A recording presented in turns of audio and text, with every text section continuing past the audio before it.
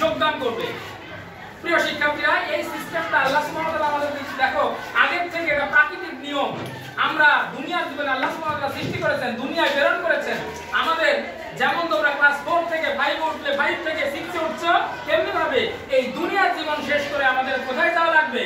পরকালীন জীবনে পদার্পণ করা লাগবে।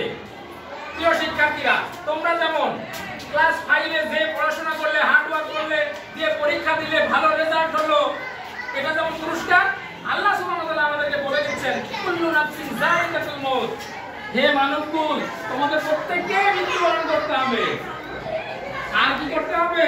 বলছে ইন্নামা তুওয়াফাউনা উজুরাকুম ইয়াওমাল কিয়ামা, কিয়ামতের দিন উত্তম পূর্ণ প্রতিফল তোমাদেরকে দেওয়া হবে।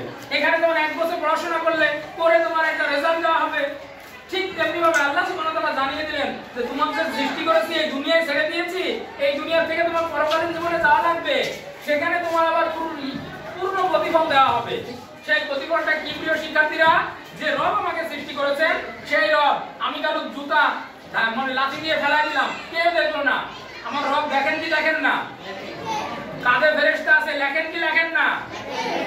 প্রিয় শিক্ষার্থীরা, এই যে আমল, এই আমলের যে গুণে গুণে লেখা হচ্ছে, এইগুলির ভিত্তিতে কিয়ামতের ময়দানে পূর্ণ প্রতিফল দেওয়া হবে। এরপর আল্লাহ সুবহানাহু ওয়া তাআলা আয়াতে শেষে কি বললেন? ফামান সুজিহা আনিন নার উদখিলাল জান্নাতা ফাকাদ ফাজ, এবং কি করা হবে? যাদেরকে জাহান্নামের আগুন থেকে রক্ষা করা হবে আর জান্নাতে প্রবেশ করানো হবে, এরাই চূড়ান্ত সফল। এরাই কি চূড়ান্ত সফল? প্রিয় শিক্ষার্থীরা, আল্লাহ সুবহানাহু ওয়া তাআলা বলে দিলেন যে সফল তারাই যারা আখিরাতে সফল।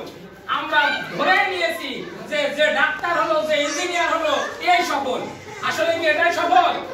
এটা সফলতার একটা ক্ষুদ্রতম অংশ, কারণ আখিরাতের তুলনায় জীবন তো ক্ষণস্থায়ী। তুমি ডাক্তার হয়তো কয় জীবন সফল হয়ে থাকতে পারো? কত বছর? 20 বছর, 30 বছর।